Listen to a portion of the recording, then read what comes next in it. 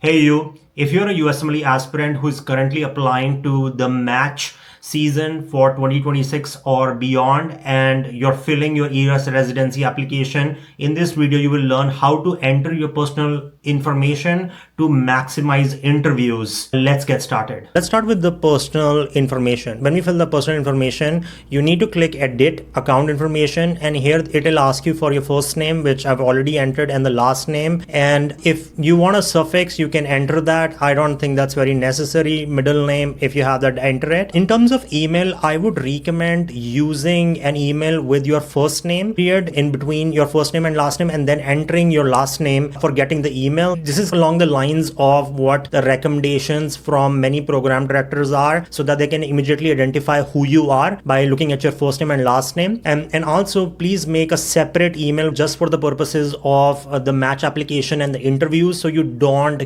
get jumbled with how many emails you're getting from maybe your personal contacts or professional contacts. I would also make sure that somebody else has access to this email so that you don't miss out any interview invites where these get filled and you miss that deadline and these get filled. So just make sure a parent or a brother or sister has access to, so they can review any missed emails by you and alert you about that interview. Gender I've already entered, and birth date I've already entered for myself, and then I will press save. You need to also click I authorize the release of birth date provided in my ERAS to the program, so that it is released to all the programs. In terms of basic information, what is mostly pertinent here is these. If you have a previous last name, enter the previous last name. If you have a preferred name, you can enter that as well. I don't really have one. I just go by Manik. In terms of preferred phone number, please make sure that the phone number you have is a US phone number, because a lot of the times these programs might contact you for an interview via that phone number, and if it's international, it might not go through. So you can use services like Google Voice or any VoIP services to get a US number. Apart from that, I would just copy the preferred number into a mobile phone, or if you have a separate phone, enter it there. I would also make sure you have an alternate phone number. This can be given to any relative. If just in case, let's say you're on a flight or you're sleeping, they can pick up that call for you. Fax number is not really necessary. Nobody really contacts you through fax numbers or page numbers, so you can leave that blank. And set of pronouns you want people to use to refer to you. For me, that would be he, him, his.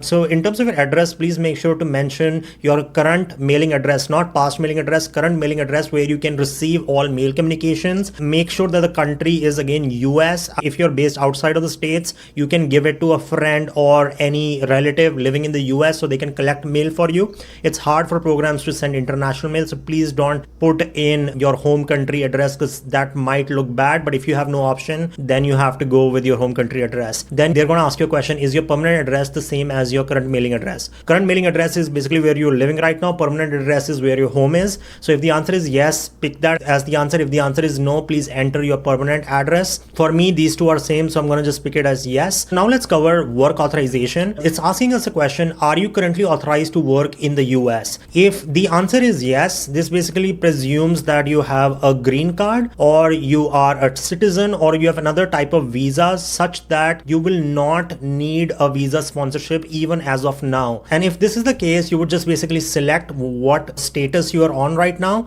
and then your current residence. If the answer to this is no, which means that you're currently not authorized to work in the US, but then you might or might not be authorized to work in the US based upon your changing visa status. So they're asking you a question: will you need visa sponsorship through J1 or H1B hospital to complete the entirety of your training? So let's say if you're gonna get a visa or a green card process or a green card application is already in process, or you already have EAD because you just got married to a citizen, then you would pick that, and that just means you're not gonna need visa sponsorship. However, if you will need visa sponsorships, the answer here that you need to pick is yes. And I would recommend selecting both H1B and J1 to just cast a wider net, and then it asks you where you're residing in the US or Canada. If you are, and if that's the case, just select wherever you're residing and move on further. The next question is regarding match information, that whether if you plan to participate in the NRMP match. What I need to clarify here is that ERAS application which we are currently operating on is different different from the match process. Plus here is the application service that connects you to the program so that you can apply to the program. So it is that application service which is helping you communicate with different programs and them back to you. And after you go through the matching process where you create a list and they create a list, that rank order list process and the algorithmic process of who goes where is handled by not ERAS, it's the NRMP. So do not assume that if you have a ERAS application ready that you're also participating in the NRMP match. For that, you need to buy a token separately, which is called as the NRMP token. Since you'll be participating in the NRMP match, which is true for most applicants, you would select yes, and it will automatically update your NRMP ID starting September 16. So make sure that you do get the NRMP token. If you're participating as a couple in the NRMP, you would select yes. If no, the answer here is no. Urology match has a separate AUA member number. You would put it here. For identification number, you would basically put your USMLE ID here and then move forward.